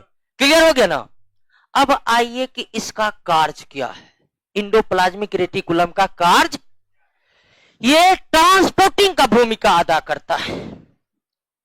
मान लीजिए कि कोशिका द्रव के इस भाग में किसी चीज की कमी हो गई और वो भाग यहां पर है, तो वो पदार्थ इसमें घुसेगा और यहां निकलेगा। यानी कोशिका के अंदर परिवहन की व्यवस्था बनाकर रखता है कौन? यानी कि कोशिका द्रव यानी कि साइटोप्लाज्म के भिन्न भिन्न भागों में अगर किसी चीज की कमी हो गई है तो वो अन्य भागों से इंडोप्लाज्मिक उठा कर उसे उन भागों तक पहुंचा देगा जहां उसकी क्या है? कमी है।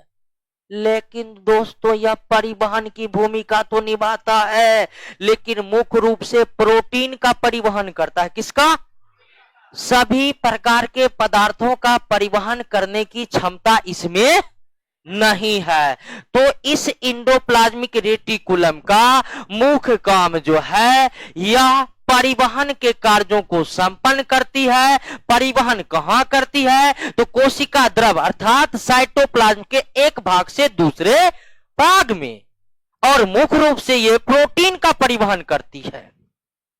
उसके बाद ये जो रफ ईआर है दोस्तों, इसका काम है वसा और कोलेस्ट्रॉल का संश्लेषण करना। रफ ईआर क्या करता है? वसा और कोलेस्ट्रॉल का क्या करता है? संश्लेषण करता है। कोलेस्ट्रॉल का क्या करता है? संश्लेषण करता है। क्या करता है दोस्तों? संश्लेषण करता। अब कहिएगा कि यह संश्लेषण का मतलब हम नहीं जानते हैं, तो टेंशन नहीं लीजिए क्योंकि हम जानते हैं और आपको हम बताते हैं, ठीक है? संश्लेषण, अब यह संश्लेषण क्या है? तो वसा और कोलेस्ट्रॉल का संश्लेषण। हम जो भोजन करते हैं दोस्तों, उसमें वसा रहता है। उसमें क्या रहता है? वसा रहता है, और वसा पच करके फैटी एसिड बन जाता है। अगर नहीं पता है तो समझिए कि हम जो भोजन करते हैं उसका अंतिम रूप से पाचन हमारी छोटी आंत में हो जाता है, और छोटी आंत में जब वसा का पूरा पाचन हो जाता है तो वो फैटी एसिड और ग्लिसरॉल में बदल जाता है। वो किस में बदल जाता है? और फिर फैटी एसिड और ग्लिसरॉल को ब्लड हमारे सभी कोशिकाओं तक पहुंचा देता है, और हमारा कोशिका का ये जो रफ एंडोप्लाज्मिक रेटिकुलम है उस फैटी एसिड और ग्लिसरॉल को जोड़कर पुनः नए टाइप का क्या बनाता है? वसा बनाता है। यानी कि बनाने का तात्पर्य हुआ दोस्तों कि जो कोशिका के पास पहुंचा है उसको जोड़कर पुनः उन चीजों का निर्माण करना जो शरीर के जरूरत के लिए है। आप जानते हैं हम जो प्रोटीन खाते हैं वो भी अमीनो एसिड के रूप में पचता है, और कोशिका के पास अमीनो एसिड पहुंचता है। कोशिका का भिन्न भिन्न भाग अमीनो एसिड को जोड़कर पुनः नए सिरे से क्या करता है? प्रोटीन बनाता है। नए सिरे से निर्माण होना ही क्या कहलाता है? संश्लेषण कहलाता है। तो इंडोप्लाज्मिक रेटिकुलम का मुख्य काम परिवहन का है, खासकर प्रोटीन के परिवहन का है। उसके बाद रफ इंडोप्लाज्मिक रेटिकुलम वसा और कोलेस्ट्रॉल के संश्लेषण में भूमिका अदा करती है, अर्थात कोशिकाओं के भीतर वसा और कोलेस्ट्रॉल का निर्माण करती है। क्लियर हो गया? उसके अलावे रफ एंडोप्लाज्मिक रेटिकुलम या स्मूथ इंडोप्लाज्मिक रेटिकुलम हमारे लीवर में, हमारे यकृत में बहुत ज्यादा मात्रा में होता है। मानव का जो लीवर है या मानव के ऐसे अंग जहां कुछ ना कुछ चीजों का निर्माण होता है, मानव के ऐसे अंग जहां कुछ ना कुछ चीजों का निर्माण होता है, उस भाग के अंग के उत्तकों में ये कोशिका, ये जो इंडोप्लाज्मिक रेटिकुलम है बहुत ज्यादा होता है। मानव के ऐसे अंग जहां कुछ ना कुछ चीजों का निर्माण होता है, जैसे ग्रंथि में हार्मोन का निर्माण होता है, बाह्यस्रावी ग्रंथि में एंजाइम का निर्माण होता है। तो ऐसे भाग जहां कुछ ना कुछ चीजों का निर्माण होता है ना, उन भागों के अंगों में, अंगों के कोशिका में सबसे ज्यादा क्या रहता है? इंडोप्लाज्मिक। लीवर जो है मानव का या कोई भी स्तनधारी प्राणी का जो लीवर है उसमें इंडोप्लाज्मिक रेटिकुलम बहुत ज्यादा रहता है, और लीवर को विषैले पदार्थ को विषहीन करने में मदद करता है। कौन? इंडोप्लाज्मिक। क्लियर हो गया? Endoplasmic reticulum. इंडोप्लाज्मिक रेटिकुलम की संरचना इलेक्ट्रॉन माइक्रोस्कोप से देखने पर महीन और नलियों के जाल के समान दिखाई पड़ती है। यह दो प्रकार के होते हैं, रफ और smooth. Rough endoplasmic reticulum ribosome की उपस्थिति के कारण होता है। यह कोशिकाओं का कंकाल तंत्र कहलाता है, क्योंकि इसके अभाव में कोशिका पचक जाएगा, उसकी अंदर से कोई स्ट्रेंथ नहीं रह जाएगी, कोई संरचना नहीं रह जाएगी। क्लियर है? बात समझ गए? उसके बाद कार्यों को हम समझ ही लिए हैं। अब जरा उन वैज्ञानिकों को याद करना तो जरूर बनता है जिन्होंने इतने बातों का पता लगाए हैं। तो इंडोप्लाज्मिक रेटिकुलम को सबसे पहले खोजा था पोर्टर, कलमैन, पोर्टर, क्लाउडे और फूलम नामक साइंटिस्ट ने। किसने खोजा था? पोर्टर, क्लाउडे और फूलम नामक साइंटिस्ट ने। आगे चलकर पोर्टर और कलमैन ने इसका नाम क्या रखा? ईआर रखा। क्या रखा? ईआर रखा। ईआर को समझे? एक बार नोट पर नजर दौड़ाइए, तो कोई दिक्कत होगा तो हम बताएंगे, नहीं तो आगे बढ़ेंगे।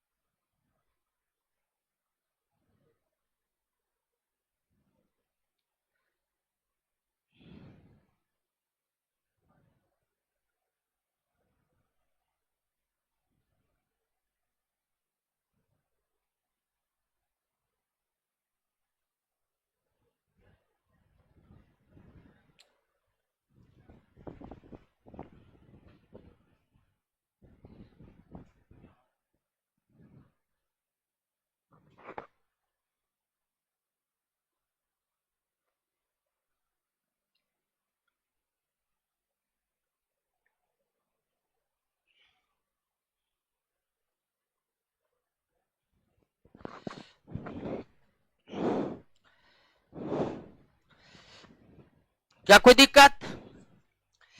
और शुरुआत में थोड़ा स्लो स्लो करते हैं, ठीक है। जैसे ही एक्सेप्ट करने लगिएगा बातों को, उसके बाद स्पीड बढ़ा देंगे, ठीक है। हाँ, और जो भी पढ़ाएंगे आपको पूरा पढ़ाएंगे, पूरा। ये नहीं कि ये छोड़ दिए वो छोड़ दिए। हमसे बायोलॉजी पढ़कर आप किसी भी एग्जाम में बैठिए, टॉप करने के अलावा कोई विकल्प नहीं बचेगा आपको, ठीक है। हला उसके बाद पढ़ाने का क्या व्यवस्था है, हम पहले भी बताए कि आपको थ्योरी पढ़ा देंगे और उसके बाद क्वेश्चन भी करवा देंगे। उसके बाद आपको नौकरी नहीं होगा, उसका एकमात्र कारण होगा कि घर पर आप पढ़वे नहीं किए। कोचिंग कोई भर दिन आएगा, कोचिंग में कतबो पढ़ लेगा, उसको नौकरी तब तक नहीं होगा जब तक वो घर पर नहीं पढ़ेगा। दोस्तों, बिना कोचिंग किए नौकरी किया जा सकता है, लेकिन बिना घर पर पढ़े नौकरी नहीं किया जा सकता है। ये सब याद रखिएगा, ठीक है। ऐसा नहीं कि कोचिंग आ रहे हैं, कोचिंग जा रहे हैं, नौकरी हो जाएगा, नहीं। घर पर बैठकर पढ़ना बहुत जरूरी है। और ध्यान दीजिए दोस्तों, उम्र है पढ़ने का, उम्र है पढ़ने का, सिवा कुछ भी करिएगा नौकरी नहीं होगा, क्योंकि बहुत आदमी केवल पढ़ ही रहे हैं और सीट की स्थिति क्या है, बात क्या करें जी, गड़बड़ करते हैं, ठीक है। और सीट की स्थिति क्या है, बहुत कम है। कितना सीट आप देख रहे हैं ना, तो मारा मारी दोस्तों बहुत है। और हमको बहुत आदमी बोलता है कि आप विद्यार्थी को भड़काते हैं, कल भड़काते नहीं, सच्चाई बताते हैं, ठीक है। तो घर पर बैठकर पढ़ना है, दिन रात एक करना है, ठीक है।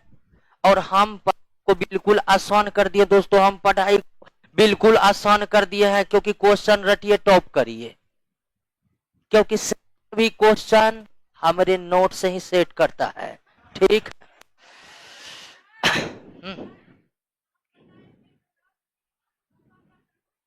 हाँ, स्मूथ में दिया हुआ है। ओहो, अच्छा, तो अभी काहे बोले हैं, आते हैं दूसरा स्ट्रक्चर पर, उसको देखते हैं। अभी रहने दीजिए, हो सकता है मिस्टेक किए होंगे। तो दूसरा पर आइए, राइबोसोम। किस पर आते हैं, राइबोसोम। अब ध्यान दीजिए दोस्तों,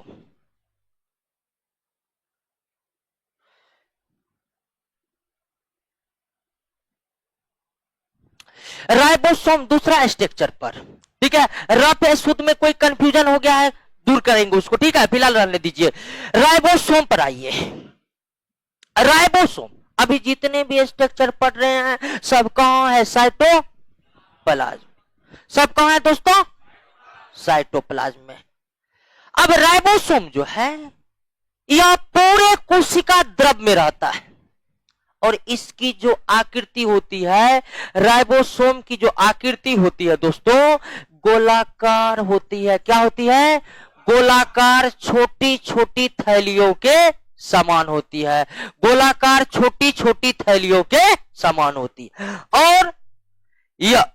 और यह जो है, एक तो आप देख लिए कि इंडोप्लाज्मिक रेटिकुलम के सतह पर भी पाए जाते हैं, क्या, राइबोसोम। इंडोप्लाज्मिक रेटिकुलम के सतह पर भी पाए जाते हैं, क्या, राइबोसोम।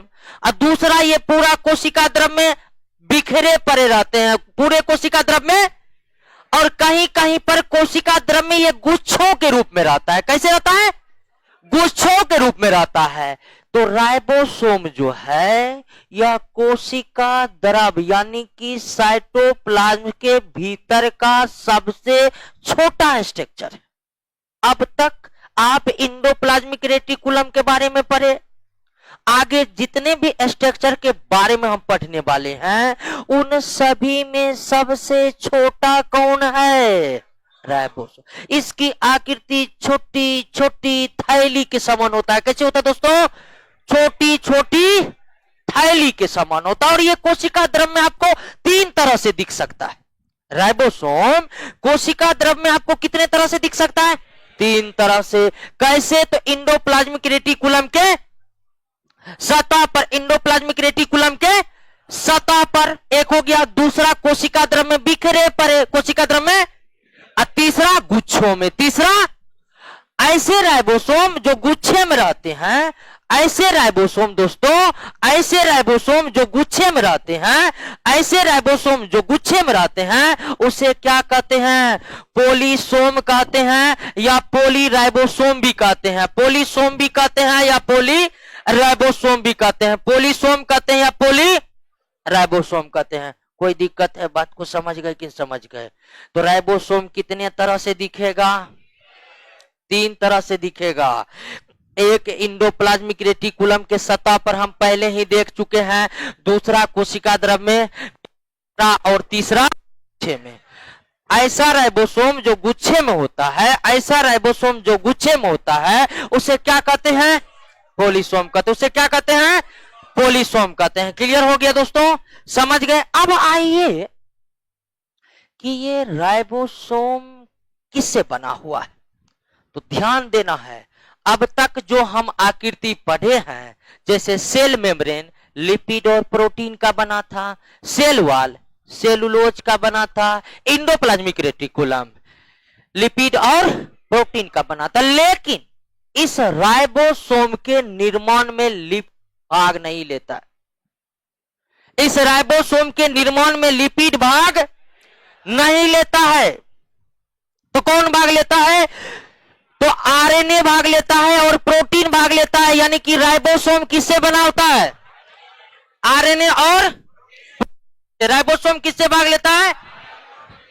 आरएनए और हाँ, प्रोटीन से बना होता है। तो याद रखना है कि राइबोसोम आरएनए, आरएनए क्या है? तो एक प्रकार का न्यूक्लिक एसिड है, के बारे में हम विस्तार से जेनेटिक्स वाले चैप्टर में पढ़ेंगे। ठीक है, तो फिलहाल आप समझिएगा कि आरएनए भी एक मॉलिक्यूल्स है, एक अणु है, और उस अणु से राइबोसोम बना हुआ।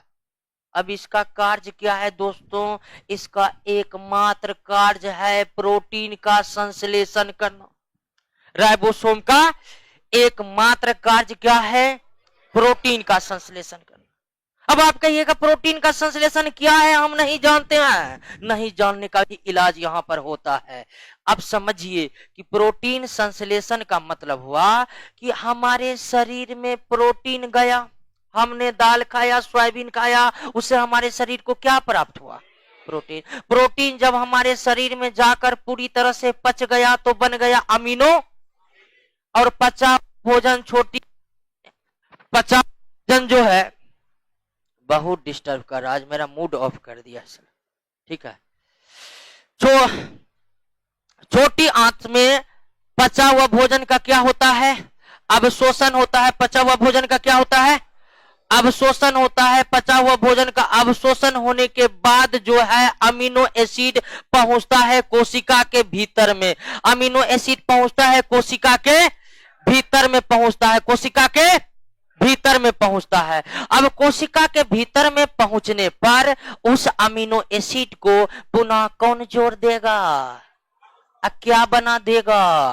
प्रोटीन। और वो प्रोटीन जो हमारे कोशिकाओं हमारे शरीर को जरूरत है। अब जानते हैं हमारे हड्डी के लिए ओसीन प्रोटीन की जरूरत होती है। ठीक है, वो ओसीन प्रोटीन कहां से मिलेगा? कहीं से नहीं मिलेगा। कौन बनाएगा? राइबोसोम बनाएगा। तो संश्लेषण का मतलब होता है नए सिरे से निर्माण करना। और वो निर्माण कहां होगा? हमारे भोजन के जो पोषक तत्व हमारे द्वारा लिए गए हैं वो ब्लड के माध्यम से सभी कोशिकाओं तक पहुंचते हैं, और कोशिका की संरचना उसे विभिन्न पदार्थों में पुनः बदलते। क्लियर हो गया? तो राइबोसोम का एकमात्र काम क्या है? संश्लेषण करना। ठीक है, एकमात्र काम क्या है? किसका संश्लेषण करना? अब आइए, इतने बात जिसके द्वारा पता चला है उस वैज्ञानिक का नाम क्या है? राइबोसोम का खोज प्लांट सेल में सबसे पहले रॉबर्टसन और ब्राउन ने किया था। किसने किया था? उसके बाद प्लांट सेल में खोज होने के बाद एनिमल सेल में अर्थात जंतुओं की कोशिका में राइबोसोम की खोज हुई, और जंतुओं की कोशिका में से खोजा पेलेट नामक वैज्ञानिक ने। किसने? इसी कारण राइबोसोम को कभी कभी पेलेट कण भी कहा जाता है। क्या कहा जाता है? पेलेट कण भी कहा जाता है। और आगे चलकर रॉबिन्सन ने इसका नाम क्या रखा? राइबोसोम। यानी जो खोजा वो सिर्फ खोजा, उन्होंने नाम नहीं दिया। नाम देने वाले वैज्ञानिक का नाम क्या है? रॉबिन्सन।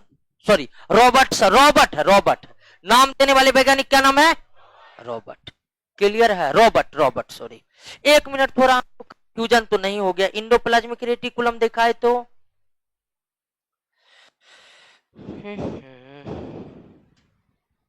अंतःप्रदर्भी जालिका, जालिका नहीं दोस्तों, सही है। ठीक है, हम से मिस्टेक हुआ है। मिस्टेक क्या हुआ है कि वसा और कोलेस्ट्रॉल का संश्लेषण स्मूथ ईआर ही करता है। क्यों? 1 मिनट समझिए कि रफ ईआर पर क्या है? राइबो, ये प्रोटीन का संश्लेषण करता है। तो आर राइबोसोम के द्वारा संश्लेषित प्रोटीन को ये रफ एंडोप्लाज्मिक परिवहन करता है, यानी परिवहन का कार्य मुख्य रूप से रफ एंडोप्लाज्मिक रेटिकुलम करता है। और परिवहन में यह मुख्य रूप से प्रोटीन का परिवहन करता है। और प्रोटीन का इसीलिए किसी के ऊपर में राइबोसोम है, वो प्रोटीन बनाता है और रफ उसको क्या कर देता है? ट्रांसफर कर। तो स्मूथ एंडोप्लाज्मिक रेटिकुलम ही वसा और कोलेस्ट्रॉल का संश्लेषण करता, रफ नहीं करता है। Totally clear? हमको लगता है कि सेल में, हाँ बोलिए क्या 4 नंबर क्या है पॉइंट? 1 मिनट, कोशिका झिल्ली का 4 number point, 4 number point, 4 number point. अजी 4 कोशिका द्वारा होने वाला परासरण विसर्ग कोशिका झिल्ली, सही है? सही है वो दोस्तों? होता क्या है? सही है, वो बताए नहीं, हम डिस्कस नहीं किए। होता क्या दोस्तों कि जब हम पूरा जोश जुनून में पढ़ाते हैं ना, तो एक आध पॉइंट छूट जाता है, एक्स्ट्रा भी हो जाता है। ध्यान दीजिए, एक आध पॉइंट एक्स्ट्रा भी हो जाता है, एक आध पॉइंट छूट भी जाता है। तो उसके लिए टेंशन नहीं लेना, पढ़ाने में हो जाता है।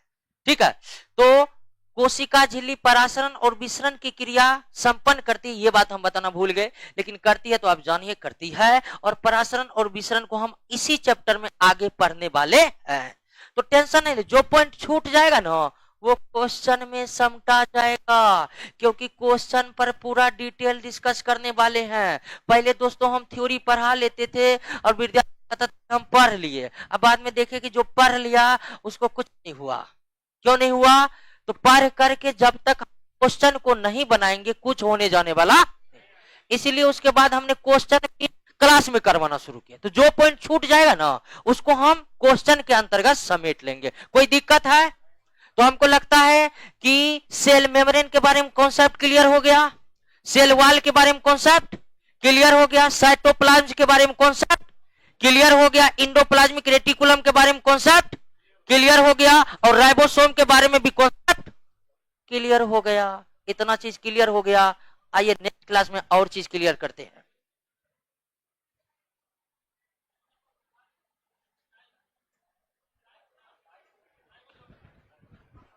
और टाइप, अच्छा टाइप बता देंगे, कोई दिक्कत नहीं।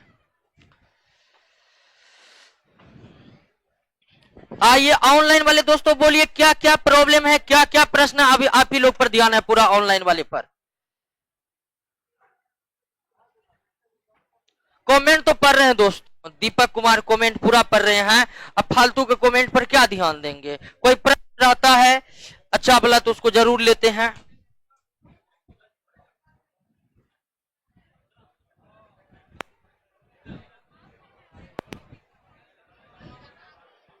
अच्छा चंदन कुमार व्हाट्सएप ग्रुप में जुड़वा देंगे।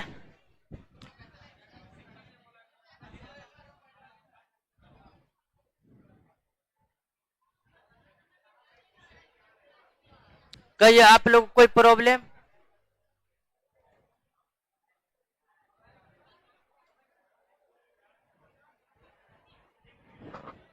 बोलिए ऑनलाइन वाले दोस्तों कोई प्रश्न है तो आप लोग का कमेंट ही देख रहे हैं। ऑनलाइन फाउंडेशन बैच का फी कम कीजिए, फी तो बहुत कम है। ठीक है,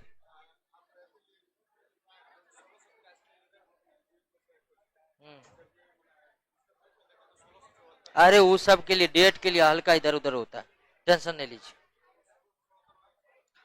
क्या कौन बुक दे रहा है? लुसेंट फुसेंट का कोई मैंने एनसीईआरटी में देख लीजिएगा क्या दिया हुआ। गूगल छोड़िए ना, एनसीईआरटी बुक वाला सर्च करिएगा ना। साइटोप्लाज्म में डॉप्ट रह गया है, क्या डॉप्ट रह गया है?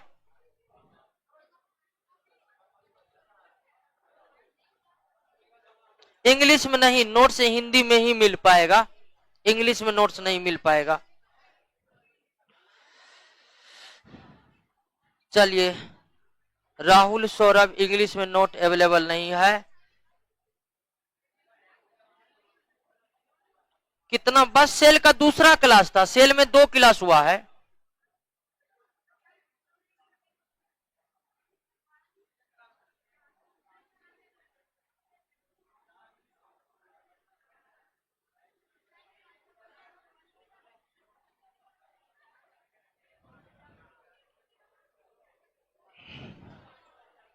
अरे व्हाट्सएप ग्रुप कौन सा है जिसमें ऐड करने बोला जा रहा है? कोई व्हाट्सएप ग्रुप तो है नहीं जिसमें ऐड कर दिया जाए।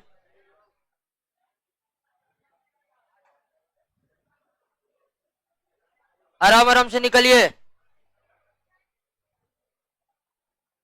चलिए फास्ट करते हैं। चलिए, आज का क्लास द इंड है, क्वेश्चन ले रहे हैं सिर्फ।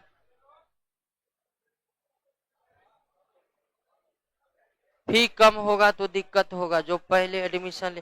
फी क्या, फी बहुत कम है, ठीक है, 200-400 रुपए फी लेते हैं, इतना भी फी नहीं दीजिएगा। फी आप नौकरी करिएगा उसके 1 महीने के वेतन के बराबर भी फी नहीं है, ठीक है।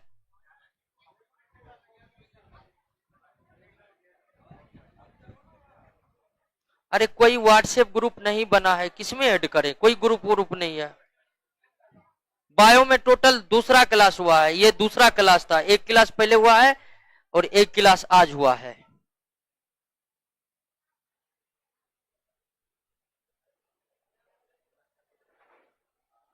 नोट्स कैसे मिलेगा? नोट्स पटना में ओपन मार्केट में मिल रहा है, बाकी आप ऐप से डाउनलोड कर सकते हैं। ऐप पर डाला हुआ है नोट ना, 1 चैप्टर का डाला हुआ है, तो आप उसको निकाल सकते हैं, देख सकते हैं।